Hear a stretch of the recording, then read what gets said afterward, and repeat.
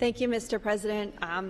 I became activated in this conversation by the exchange between Senator Sorrentino and Senator Anderson of the breathless admiration of companies like DoorDash and how they represent innovation and entrepreneurship and the future of work, and they were first to market, and how can we hate on them just because they thought of it first and all of this stuff. Colleagues, not everything new is innovation, and just because we're calling something entrepreneurship or whatever, it doesn't mean it's creating opportunities for anybody. Delivery is not new. People have been delivering food for decades. What changed isn't the service, not that people are getting delivery, but the structure of how they're doing it by exploiting workers, by putting all of the burden of the risk onto the worker, and now increasingly onto the state, onto the government, onto taxpayers. I don't admire the entrepreneurship of these companies because they didn't invent delivery. They didn't invent the thing that they're providing in terms of a service. They built a system that reclassifies the people who are doing the work so that they can avoid any responsibility for taking care of them as employees, which they are and should be.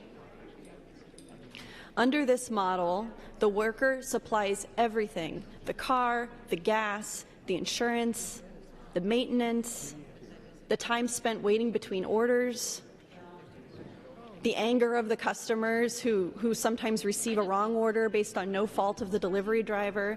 The company supplies the app and the algorithm that determines who gets paid what, when, what the cost is going to be. None of that is up to the driver or the workers.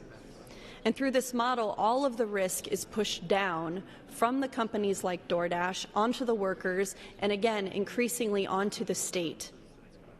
And these companies, which pay a lot of money for lobbyists, are always able to find willing senators in the Nebraska Legislature who are willing to take their bill through here and say, no, I'm not going to withdraw the amendment on day whatever, 46.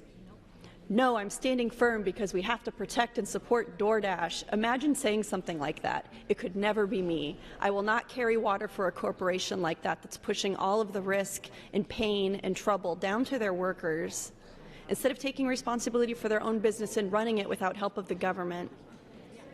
I'm not supportive of this business model because it depends on workers absorbing the instability of the business so that the company doesn't have to. What kind of entrepreneur doesn't set their own prices or control demand? Or they can just get deactivated at the drop of a hat without any warning, without any appeal through these apps? What kind of entrepreneur has their business managed by an algorithm that they can't see, they can't manage, they can't respond to? These drivers are not entrepreneurs. And to my mind, the people who run DoorDash aren't either. They're just exploiting people like everybody else. I don't support this model that is subsidized not by the company but by the worker and increasingly by the state. And so I wanted to get up and share that view.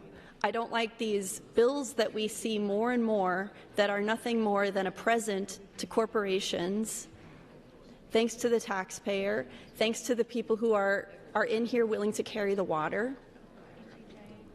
And I think that if these companies want to run, they should just do so without the help of government like us. I think that the market should be able to support that. So I'm going to be a no on this amendment, and this is just a view that I hadn't heard shared, so I wanted to get it into the record. I've been very consistent about this view about these like side hustle companies and what do you call it? The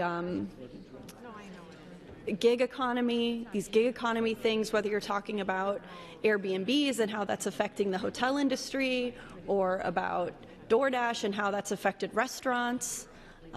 Who used to have delivery drivers of their own, but now they can't compete with that. It's not entrepreneurship, colleagues, when it's a monopoly. And it's not entrepreneurship when the state is willing to put its thumb down on the business model to create that monopoly. So that's not something I'm going to be complicit in with my vote that I have here on this floor. Thank you, Mr. President. Thank you, Senator.